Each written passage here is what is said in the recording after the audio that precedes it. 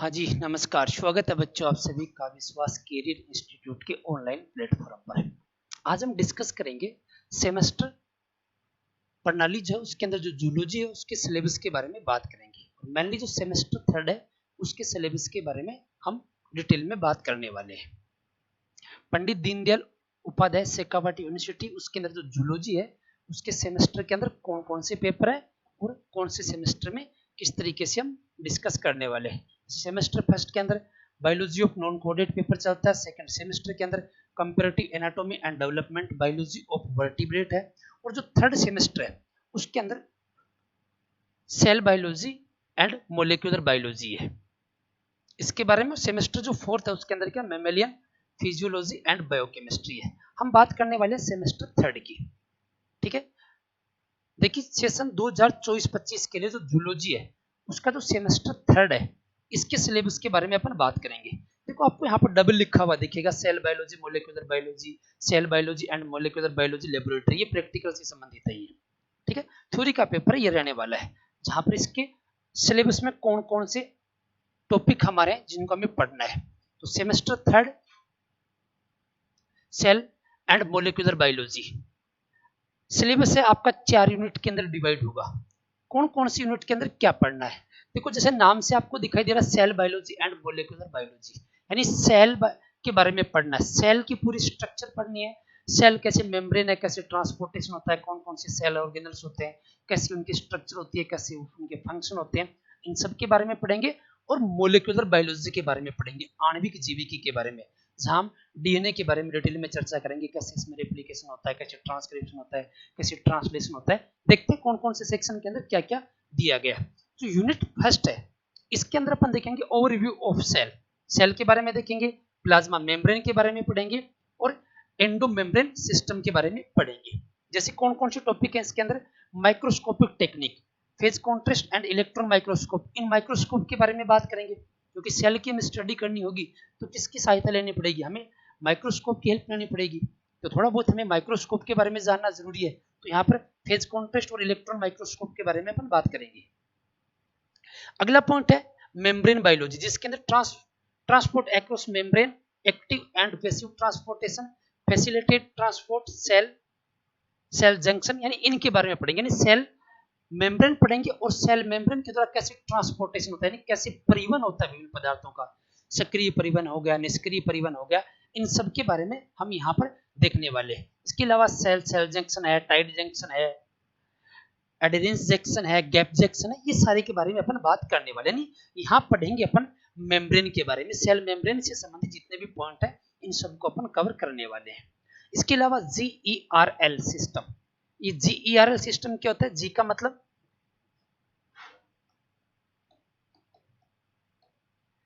मतलब Golgi body, ER का मतलब endoplasmic reticulum,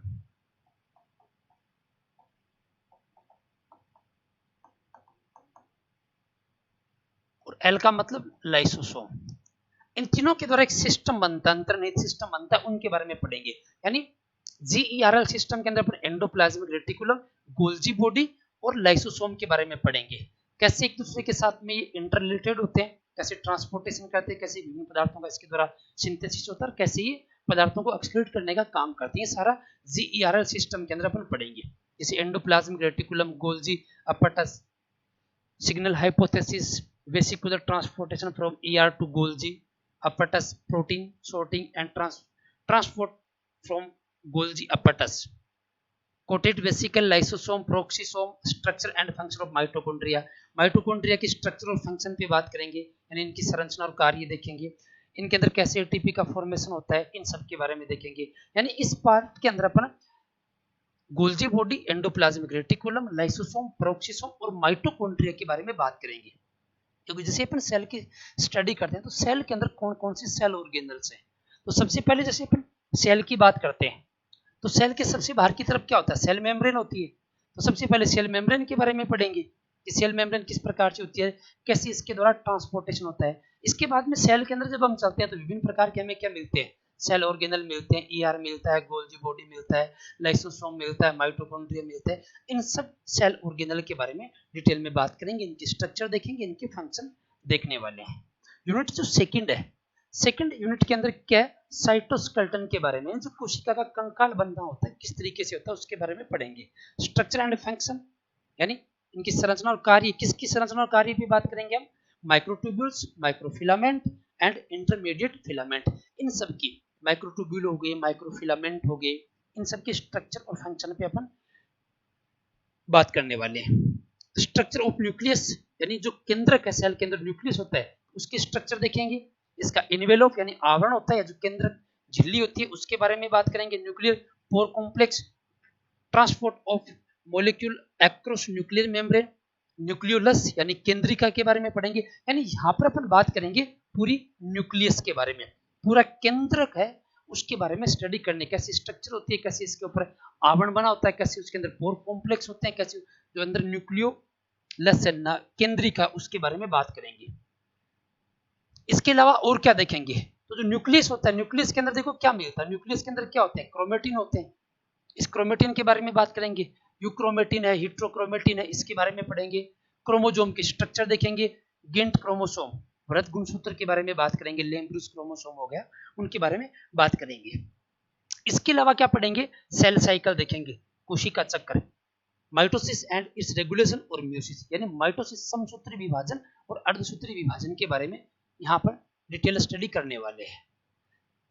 cell signalling through G protein coupled receptor and role of secondary messenger CAMP और protein kinase के, इन सब के बारे में अपन बात करेंगे। सेकेंडरी जो मैसेंजर है साइक्लिक AMP उसके बारे में बात करेंगे, प्रोटीन काइनेज के बारे में देखने वाले हैं। तो सेक्शन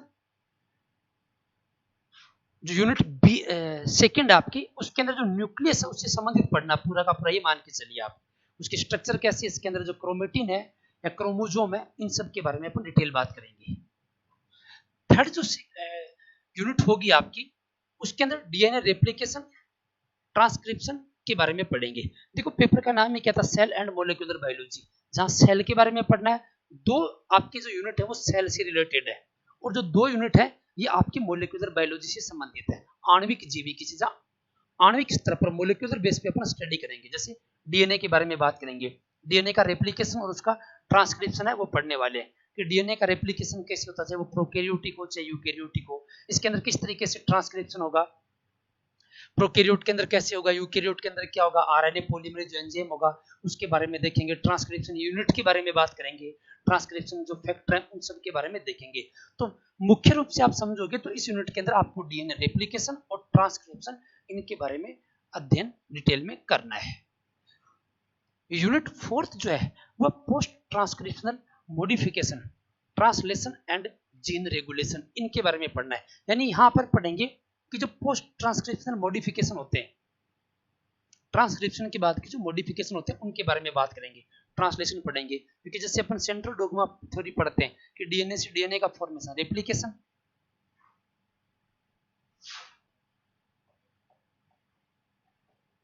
DNA से फिर क्या बनता है, mRNA, mRNA से फिर क्या बनता है, प्रोटीन।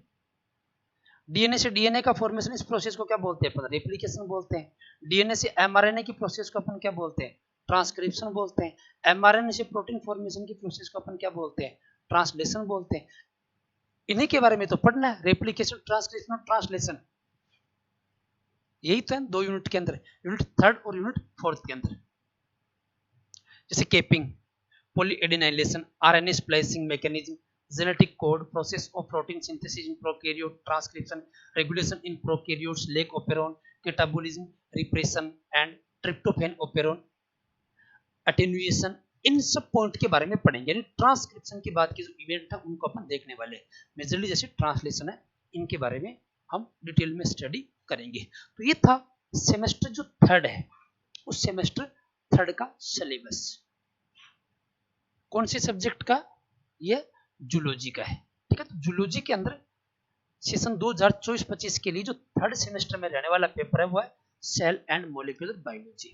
इसके बारे में बात करेंगे। सिलेबस की PDF प्राप्त करने के लिए आप हमारा जो टेलीग्राम चैनल है विश्वास कैरियर इंस्टीट्यूट सीकर, उसको ज्वाइन कर लीजिए। वहां से आपको PDF मिल जाएगी सिलेबस की, बाकी इससे संबंधित जो भी इंफॉर्मेशन होंगी वो आपको मिल जाएंगी। बाकी जो न्यू बैचेज हैं वो 21 अगस्त से स्टार्ट हो रहे हैं और कंटिन्यूस क्लासें आपको मिलती रहेंगी। सितंबर लास्ट तक हम पूरा प्रयास करेंगे कि आपको पूरा सिलेबस है वो मिल जाए। बाकी के लिए आप हमारे यूट्यूब चैनल को सब्सक्राइब कर लीजिए, वहाँ से आपको अपडेट मिलती रहेंगी। ऐप है विश्वास ई लर्निंग ऐप, उसके लिए आपको लिंक मिल जाएगा। जितने भी संबंधित हमारे चैनल होंगे उनसे संबंधित लिंक आपको वीडियो के डिस्क्रिप्शन में मिल जाएगा, वहाँ जाकर आप डिटेल में इनके बारे में और अध्ययन कर सकते हैं। तो आज की वीडियो में इतनी बात करेंगे, फिर मिलेंगे एक नए वीडियो के साथ में। Thank you so much.